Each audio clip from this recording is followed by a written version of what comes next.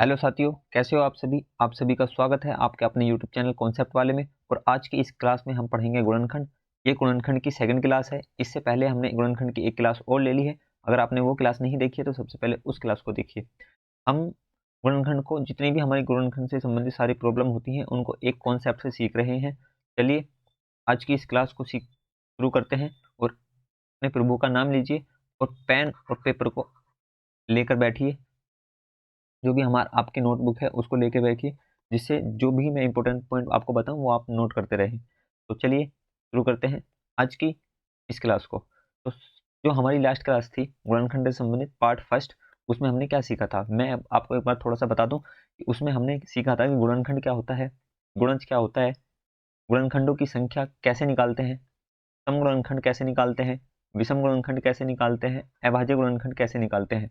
ये सारे के सारे जो टॉपिक हमने पढ़े थे वो एक सिंगल कॉन्सेप्ट से पढ़े थे। एक सिंगल कॉन्सेप्ट से हमने इन सारों चीजों को सीखा था। और फिर हमने सीखा था कि गुणनखंड जिनके अंत में जीरो हो, ऐसे गुणनखंड बताने जिनके अंत में जीरो हो।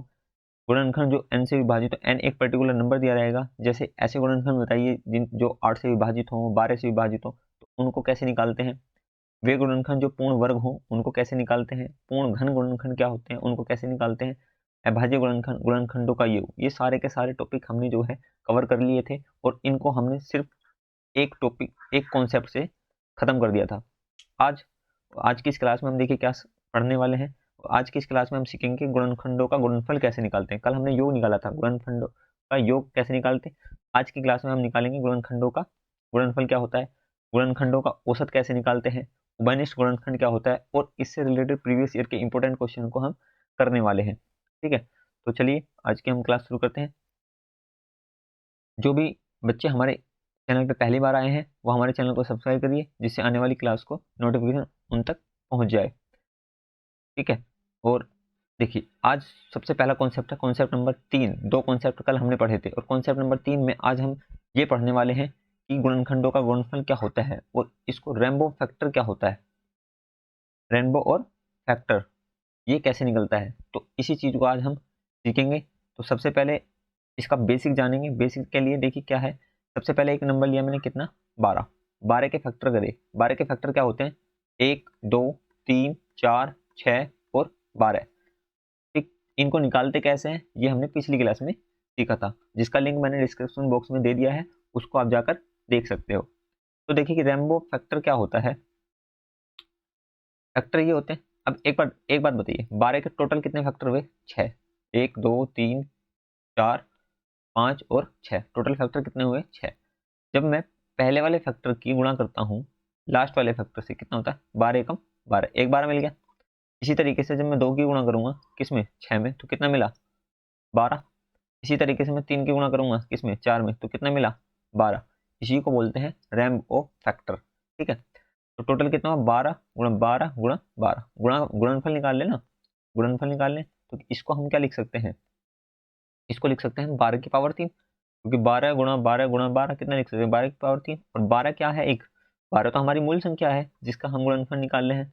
तो 12 की पावर 3, और 3 को मैं क्या लिख सकता हूँ, 3 को मैं इस तरीके से लिख सकता हूँ, 6 की पावर 2।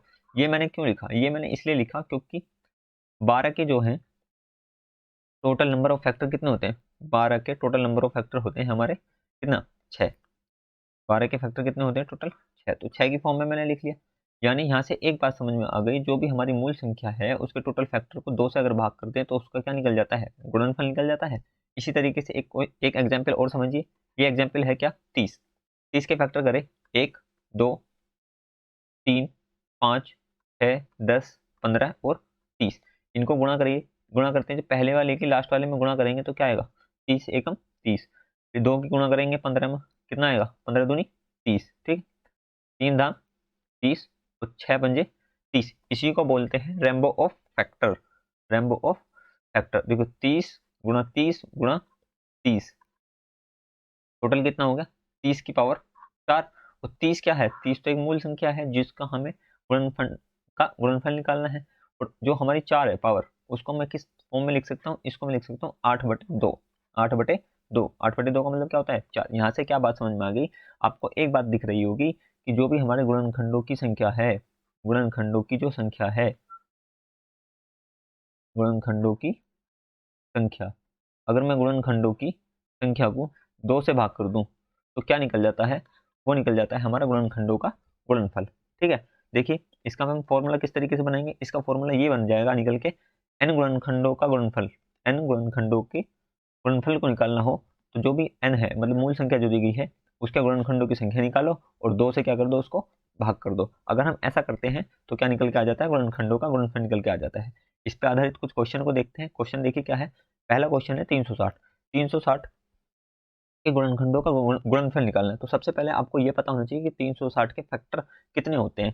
तो फैक्टर निकालने के लिए क्या करूँ, इसको मैं ऐसे लिख सकता हूँ, तो कितना लिख सकता हूँ, 4 निम 36, 4 निम 36 और 10 लिख सकता हूँ इस तरीके से। और मैं इसको मैं किस फॉर्म में लिखूंगा, अभाज्य संख्या के फॉर्म में लिखूंगा। तो 2 की पावर 2 ये रही और एक 2 ये रहा, तो इसको लिख सकता हूँ 2 की पावर 3। ठीक है, 3 की पावर 2 और 5 की पावर 1। अगर किसी बच्चे को ये बात समझ में नहीं आई कि ये कैसे लिख दिया, तो आप पिछली वाली क्लास देखिए जिसमें मैंने बहुत ही बारीकी से आपको समझाया है कि इनके फैक्टर किस तरीके से हम कर रहे हैं। तो अब हमें बताना है number of factor. Number of factor, number of factor, number of factor क्या होता है, पावर में +1 करते हैं। 3 + 1 कितना होता है, 4। 2 + 1 कितना होता है, 3। 1 + 2 कितना होता है, 1 + 1 कितना होता है, 2। 3 दूनी 6, 24। तो टोटल फैक्टर कितने आ गए इसके, 24। अब हमें निकालना है गुणनखंडों का गुणनफल। हमें क्या निकालना है, गुणनखंडों का गुणनफल निकालना है, यानी multiply, multiply of factor. Multiply of factor कैसे निकालते हैं, गुणनखंडों का गुणनफल मैंने अभी बताया, जो भी मूल संख्या होती है। मूल संख्या कितनी है, 360। 360 इसके जो पावर आते हैं मतलब फैक्टर जो आते हैं उसको किससे भाग करते हैं, 2 से भाग करते हैं। 24 फैक्टर आए, 2 से भाग कर देंगे। गुणनखंडों का गुणनफल कितना आ जाएगा, 360 की पावर 12। ये बात समझ में आ गई, निकाल लोगे। ठीक है, अगर समझ में नहीं आई है तो वीडियो को एक बार दोबारा करके दोबारा देखिए, आपको समझ में आ जाएगा। ठीक है, जैसे ये सवाल है हमारा, 5 की पावर कितना है, 12। 5 की पावर 12 में गुणनफल, गुणनखंडों का गुणनफल निकालना है। तो ये कैसे निकालेंगे, देखिए इसको हम किस तरीके से निकालेंगे। 5 की पावर 12, 5 की पावर 12 तो मूल संख्या है। इसके फैक्टर कितने आएंगे, इसके जो फैक्टर आएंगे 12 + 1 कितना आएंगे, 13। फैक्टर कितने आएंगे, फैक्टर आएंगे हमारे 12 + 1, 12 + 1 कितना आएगा, 13। नंबर ऑफ फैक्टर कितने हो गए, 13। तो मूल संख्या कितनी है, 5 की पावर 12। तो इसमें हम क्या करते हैं, जो भी हमारे गुणनखंड आते हैं उनको किससे भाग करते हैं, 2 से भाग करते हैं। ठीक, अब इसे देखिए, 2 से ही कट जाएगा, कितनी बार, 6 बार कट जाएगा। 12 कितनी बार कट जाएगा, 6 बार। तो 5 की पावर 13 छिंग कितने होते हैं, 78। 5 की पावर 78, इसका क्या आ गया, आंसर आ गया। ठीक है, उम्मीद करता हूँ ये बात आपको समझ में आ गई होगी। चलिए आगे चलते हैं। तो नेक्स्ट, नेक्स्ट है कॉन्सेप्ट नंबर 4। कॉन्सेप्ट नंबर 4 क्या है, गुणनखंडों का औसत क्या होता है। सबसे पहले गुणनखंडों का औसत जानने से पहले आपको ये पता होना चाहिए कि औसत क्या होता है। तो औसत का फॉर्मूला ये होता है, औसत बराबर होता है हमारा पदों का योग बटे पदों की संख्या। पदों का योग बटे पदों की संख्या, ये होता है औसत का फॉर्मूला। अब हमें किसका औसत निकालना है, हमें निकालना है गुणनखंडों का औसत। तो बस कुछ नहीं करना, पदों की जगह क्या कर दो, गुणनखंड कर दो। गुणनखंडों का औसत बराबर गुणनखंडों का योग निकालना है और गुणनखंडों की संख्या निकालनी है। और ये दोनों ही चीजें हमें निकालनी आती हैं, क्योंकि हमने पिछली क्लास में हम ये अच्छी तरीके से सीखा था कि गुणनखंडों का योग किस तरीके से निकालते हैं और गुणनखंडों की संख्या कैसे निकालते हैं। तो चलिए इससे इस पे आधारित कुछ क्वेश्चन को देखते हैं। क्वेश्चन नंबर है ये 120। 120 के हमें फैक्टर करने हैं। तो सबसे पहले 120 को हम इस तरीके से लिख सकते हैं, 15 × 120 होता है, यानी 8 × 15 लिख सकते हैं हम इसको, 8 × 15। वो इसके फैक्टर करेंगे तो 2 की पावर 3, 2 की पावर 3 गुणा 3 की पावर 1 गुणा 5 की पावर 1, इस तरीके से लिख सकते हैं। अब मुझे बताना है इसका क्या, मुझे बताना है गुणनखंडों का औसत। गुणनखंडों का औसत निकालने के लिए क्या पता होना चाहिए, गुणनखंडों का योग पता होना चाहिए और बटे में क्या चाहिए, गुणनखंडों की संख्या बतानी चाहिए। तो यहाँ पे एवरेज ऑफ फैक्टर निकालना है। एवरेज ऑफ फैक्टर निकालने के लिए क्या चाहिए, ऊपर तो हमें चाहिए पदों, गुणनखंडों का योग। गुणनखंडों का योग निकालने के लिए मैंने आपको बताया क्या करते हैं,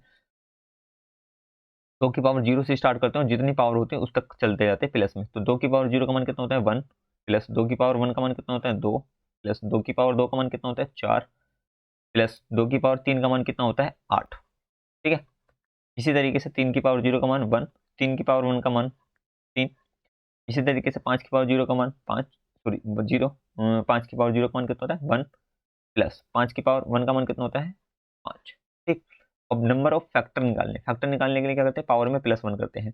3 और 1 कितना होता है 4, 1 और 1 कितना होता है 2, और 1 और 1 कितना होता है 2।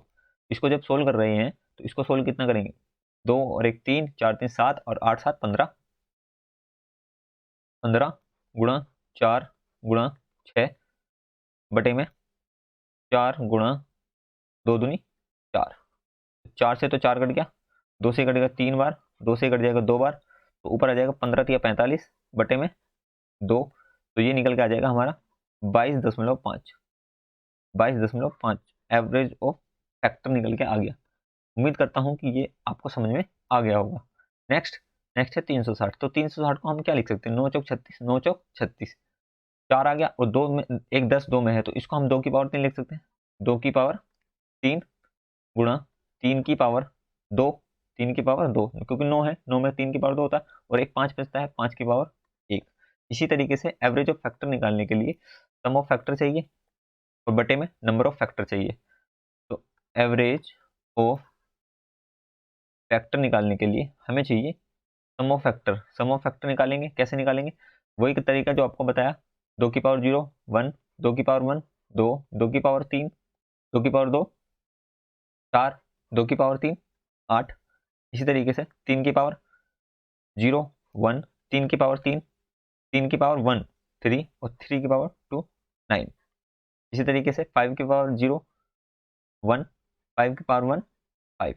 नंबर ऑफ फैक्टर निकालने के लिए पावर में +1 करते हैं। 3 और 1 4, 2 और 1 3, 1 और 1 2। इसको जब सोल्व कर रहे होंगे तो 8 4 12, 12 2 14 और 1 15, 15 गुणा 9 और 1 10 3 13, गुणा 5 और 1 6 बटे में 4 गुणा 6, 6 से 6 कट गया, इसको गुणा करेंगे 15 के और 13 में तो कितना आएगा 195, 195, 15 दाम 150 होते हैं, 15 के 45, 195 बटे में 4। इसको जब भाग कर रहे होंगे या तो यहीं पे छोड़ सकते हो, या ऑप्शन में जो भी हमारा अकॉर्डिंग टू ऑप्शन हम इसको सोल्व भी कर सकते हैं। ठीक है, जब सोल्व कर लेंगे 4 चौक 16, 3 बचा 35 होगा, 4 अठे 32, 3 4 जीरो 48 पॉइंट लगा के तो कितना होगा 4 7 28, 2 4 पंजे 20, तो 48.75 इसका आंसर आ गया। उम्मीद करता हूँ ये कॉन्सेप्ट नंबर 4 भी आपको अच्छी तरीके से समझ में आ गया होगा। चलिए आगे चलते हैं।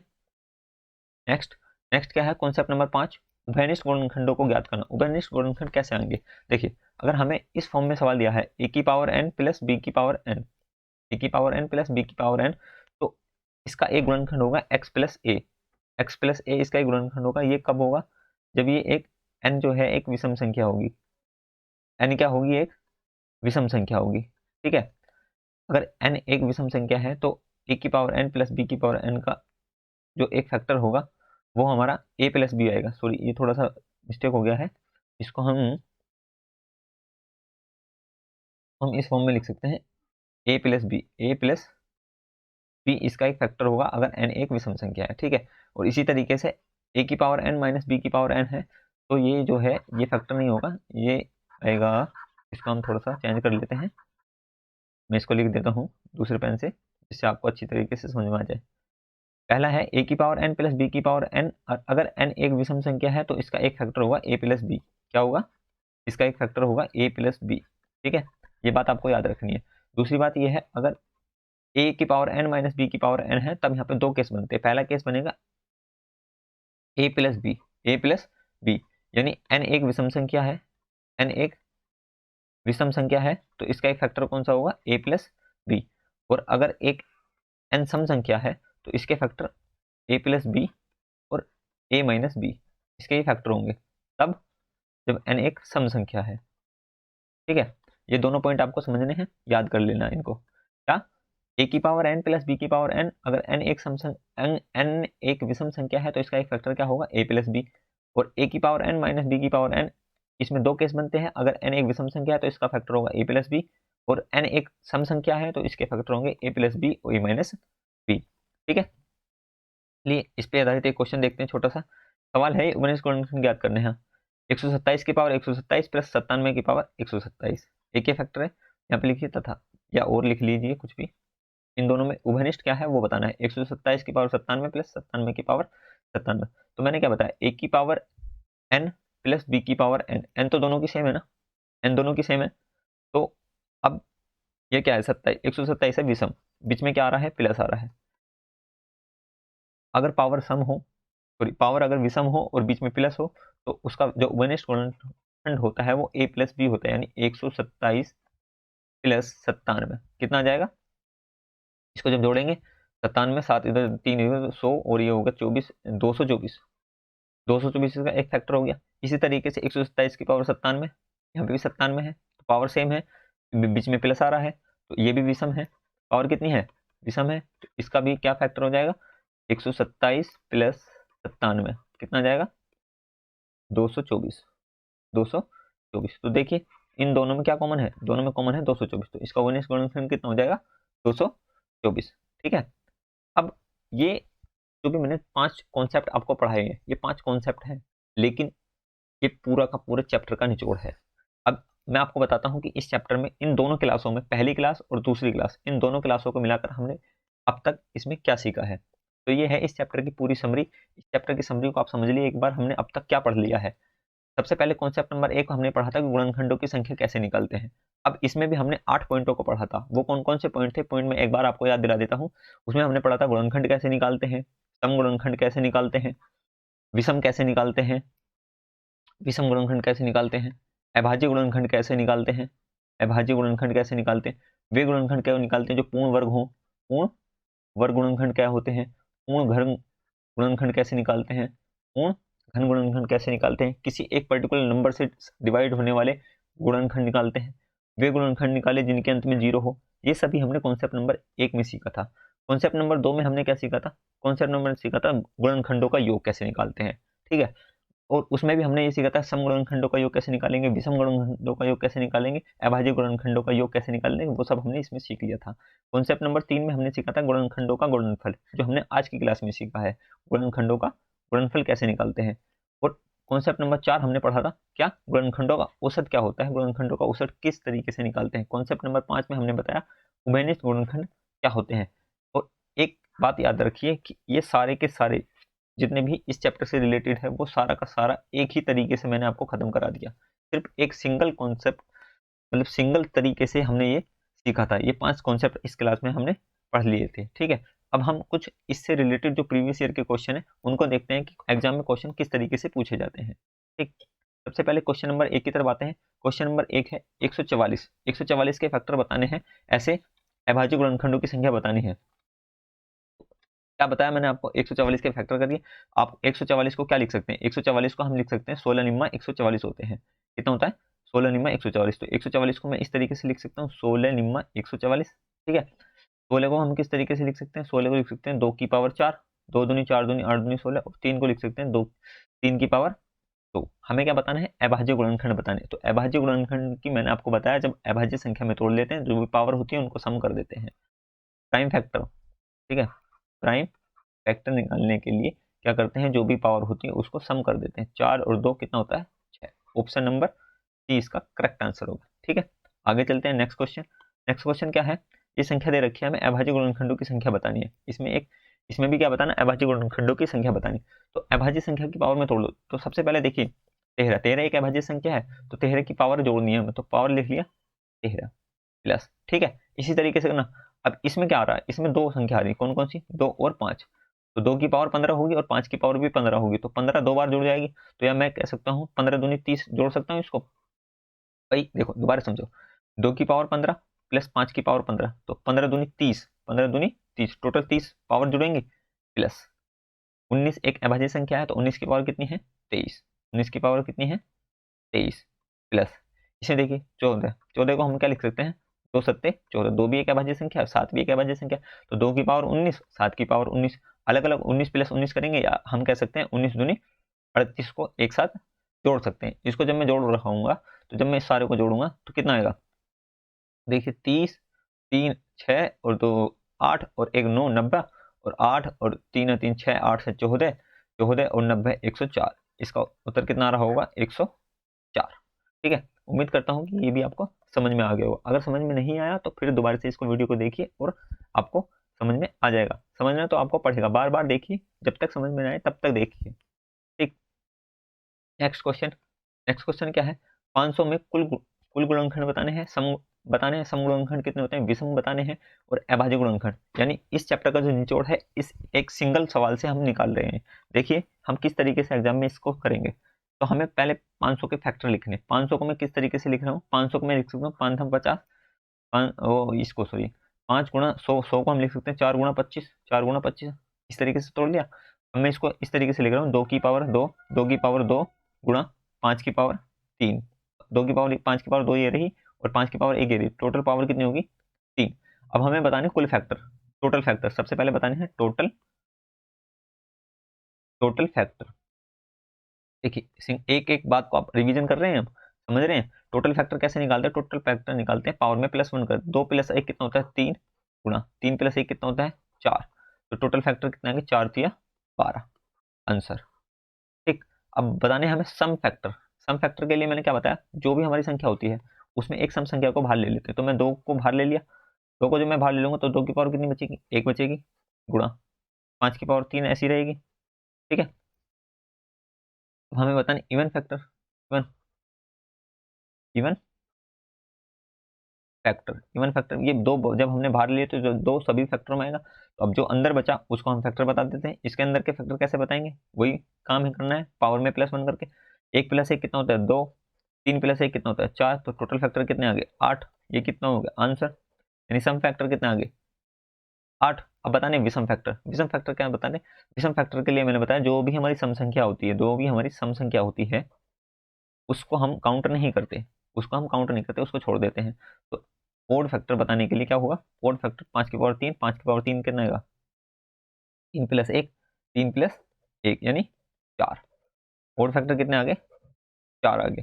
ठीक है, अब बात करते हैं अभाज्य फैक्टर। अभाज्य फैक्टर में मैंने बताया जो भी पावर होती है उसको हम क्या कर देते हैं सम कर देते हैं। तो 2 + 3, 2 + 3 कितना हो गया 5, तो 5 क्या आ गया हमारे प्राइम फैक्टर आ गए।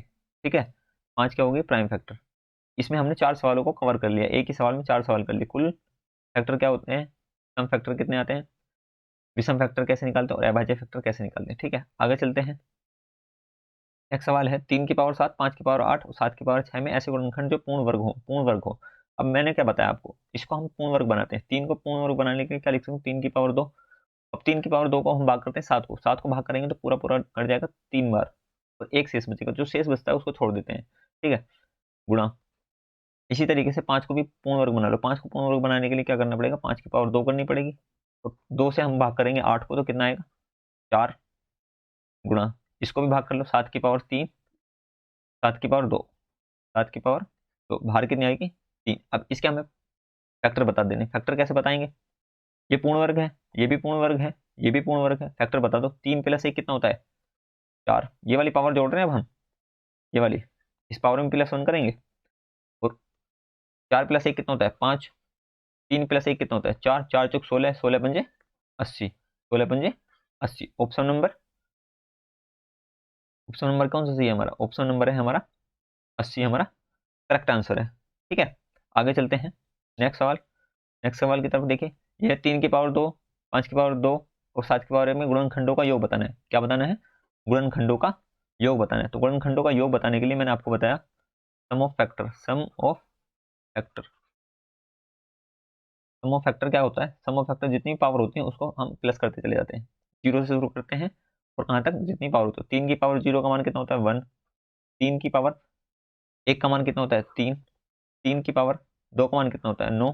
ठीक है, इसी तरीके से 5 की पावर 0 का मान 1, 5 की पावर 1 का मान 5, 5 की पावर 2 का मान 25। ठीक है, इसी तरीके से 7 की पावर 0 का मान 1, 7 की पावर 1 का मान 7, इस सबको गुणा कर लीजिए जोड़कर कितना आएगा 9 और 1 10 3 13 गुणा 25 और 5 30 और 1 31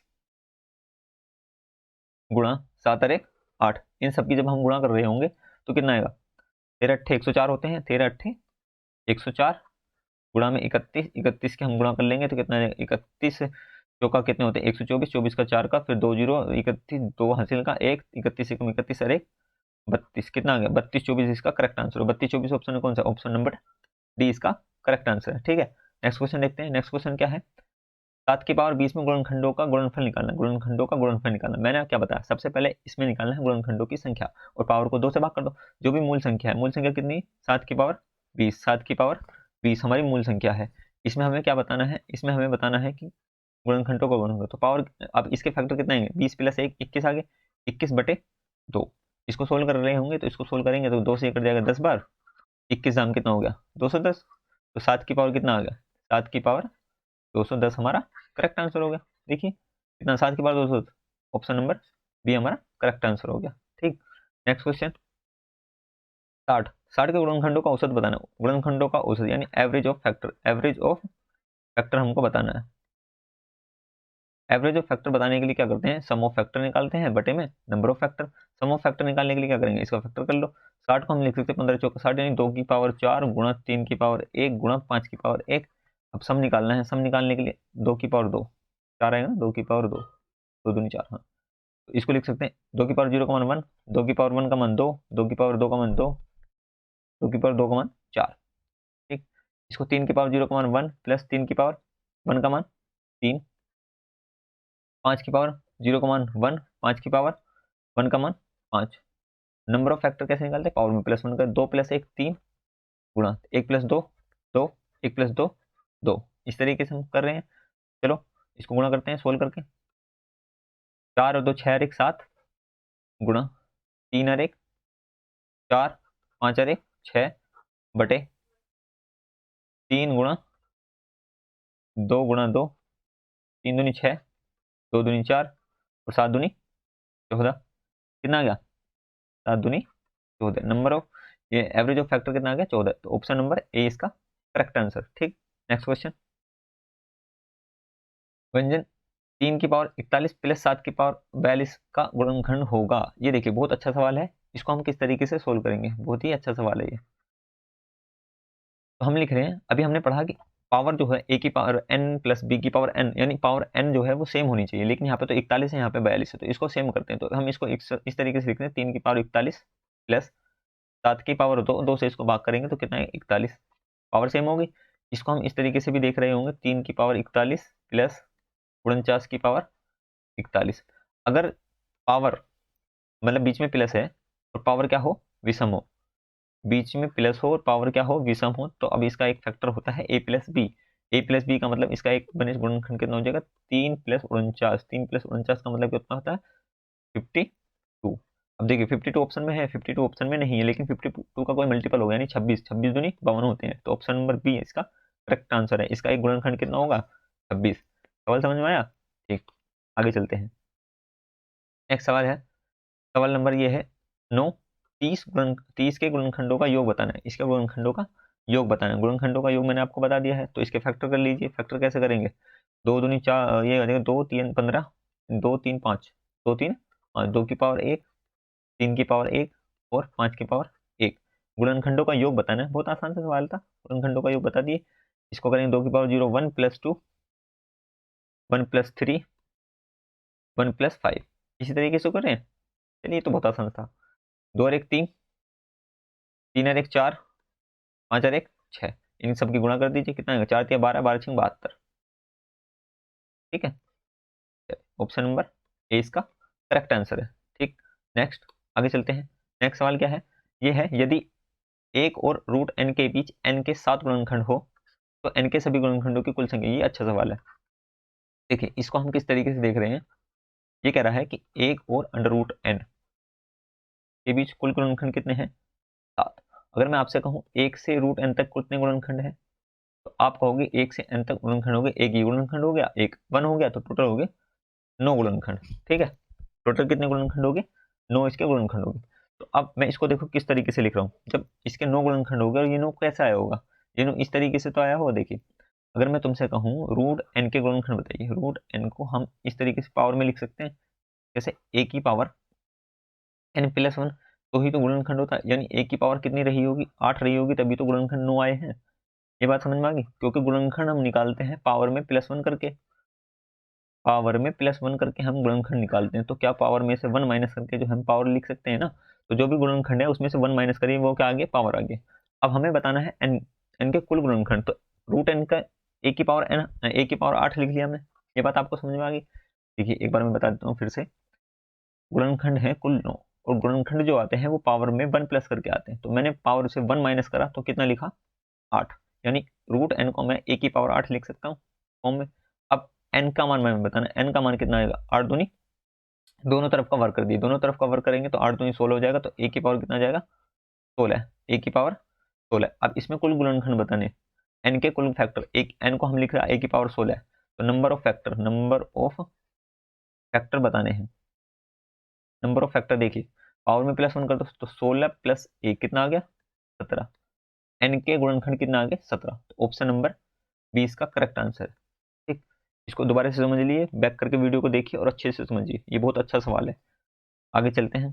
नेक्स्ट सवाल है, ए की पावर, यदि n बराबर 3 की पावर 10 प्लस 3 की पावर 11 प्लस 3 की पावर 12 प्लस 3 की पावर 13, तब n के कुल कितने धनात्मक गुणनखंड होंगे, तब n के फैक्टर बताएं। देखिए हम इसको इस तरीके से लिख रहे हैं, n की पावर, ये जो संख्या दे रखी है हमें डाटा, इसमें हम 3 की पावर 10 कॉमन ले रहे हैं, 3 की पावर 10 मैंने जब कॉमन ले लिया तो यहाँ पे क्या बचेगा, 3 की पावर 0, और 3 की पावर 0 का मान कितना होता है, 1, प्लस यहाँ कितना बचेगा, 3 की पावर 1, 3 की पावर 1 का मान होता है 3, प्लस यहाँ कितना, 3 की पावर 2, 3 की पावर 2 का मान होता है 9, प्लस यहाँ 3 की पावर 3 बचेगा, 3 की पावर 3 का मान होता है 27। ठीक है, अब इसको मैं लिख सकता हूँ 3 की पावर 10 गुणा में, इस सबको जोड़ करेंगे कितना आएगा, 40। 3 की पावर 40 को हम लिख सकते हैं 8 पंजे 40, और 8 को लिख सकते हैं 2 की पावर 3 गुणा 3 की पावर 10 गुणा 5, 8 पंजे 40 और 3 की पावर 10, 5 की पावर 1। हमें क्या बताना है, नंबर ऑफ फैक्टर बताना है, नंबर ऑफ फैक्टर बताना है। ये आपने बहुत अच्छी तरीके से खत्म कर दिया। नंबर ऑफ फैक्टर बताने के लिए क्या करते हैं, पावर में प्लस 1 करते हैं, 3 प्लस 1 कितना होता है 4, 10 प्लस 1 कितना होता है 11, 1 प्लस 2 कितना होता है 2, 4 दूनी 8, 11 अट्ठे 88। ऑप्शन नंबर 30 का करेक्ट आंसर है। ठीक है, उम्मीद करता हूं कि ये जो क्वेश्चन मैंने आपको कराए हैं इनसे आपकी प्रैक्टिस अच्छी हो गई। और एक क्वेश्चन मैं आपको होमवर्क के तौर पर दे रहा हूँ, ये होमवर्क है आपका, अगर दे रखा है 73 की पावर 3 माइनस 40 की पावर 3 माइनस 33 की पावर 3 में कुल गुणनखंडों की संख्या बतानी है, ये आपका होमवर्क है। अगर आपने चैप्टर को अच्छे से करा है तो इस क्वेश्चन का आंसर आप हमें कमेंट बॉक्स में करिए। अगर ये आपको वीडियो अच्छी लगती है और आपको लगता है कि इस वीडियो में मैंने आपको जो भी इस चैप्टर से रिलेटेड है सारा का सारा कुछ देने की कोशिश कर दी है, जो अपनी तरफ से पूरी कोशिश करी है, और अगर इससे बाहर आपका कोई डाउट हो तो आप हमें कमेंट बॉक्स में पूछ सकते हैं। और अगर आप ये वीडियो अच्छी लगती है तो वीडियो को लाइक करिए और अपने सभी दोस्तों को शेयर करिए। और मैंने आपको जो ये प्लेलिस्ट आपको दिखाई दे रही है, इस प्लेलिस्ट पे जाकर जो भी बाकी की वीडियो हैं, आप अगर आपने नहीं देखी है तो उस प्लेलिस्ट के थ्रू जाकर आप सारी की सारी वीडियो देख सकते हैं। अगर आप हमारे चैनल पर नए हैं तो हमारे चैनल को सब्सक्राइब करिए। Thanks for watching.